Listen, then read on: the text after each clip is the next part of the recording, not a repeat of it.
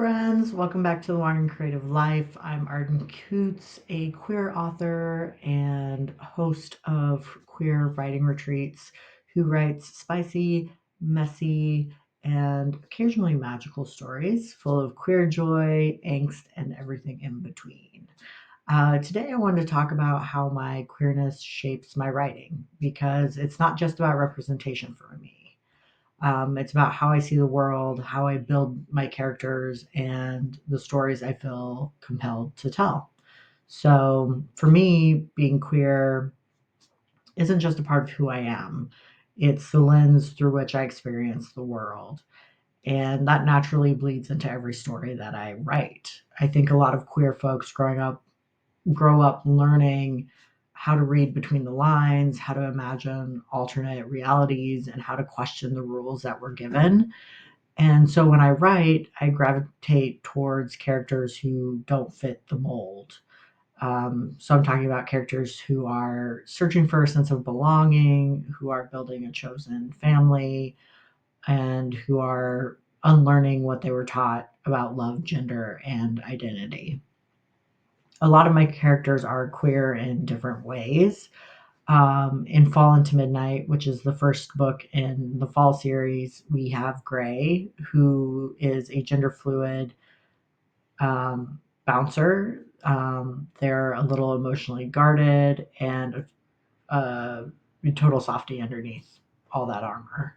And writing Gray really helped me explore parts of my own gender journey that I hadn't fully processed at the time. And so I found that by writing a character that was gender fluid, it really helped me realize that I was non-binary, gender fluid at the time, and then like eventually like non-binary seemed to fit better.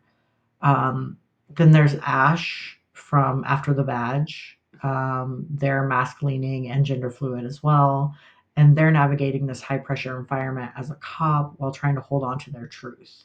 And Lena, their love interest, is femme, powerful, and doesn't take crap from anyone. And that story let me play with the opposites attracts dynamics, but make it queer. And I really loved having a femme character that is also powerful and kind of wears the pants in the relationship. So that was kind of a fun dynamic to play with.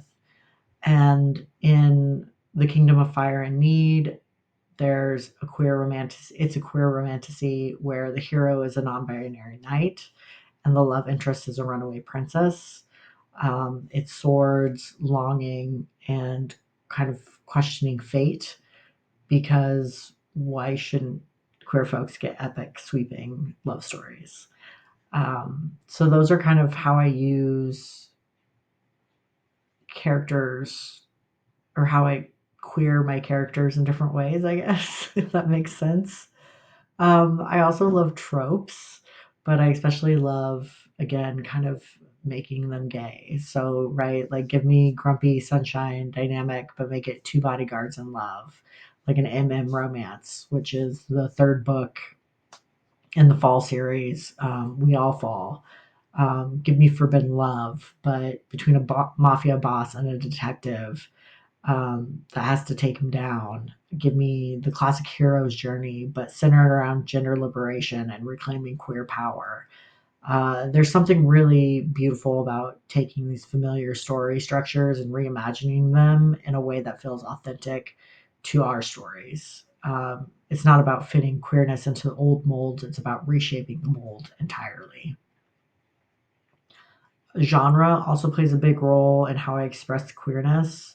I love romantic suspense, horror, and fantasy because they let me explore transformation, survival, and connection through metaphor. In horror, queerness often shows up in themes of body autonomy, fear of being seen or being othered. In fantasy, I get to build worlds where queerness is the norm, or where the fight for queer freedom becomes literal. So writing across genres really gives me space to explore different aspects of identity and to show that queerness doesn't belong in just one kind of story. And at the end of the day, I write queer stories because I needed them. As a queer child growing up in rural Nebraska, I needed those stories and I still need them. And I want other queer folks, especially those in small towns with hard jobs or different bodies, to see themselves in those stories that are messy, sexy, powerful, and real.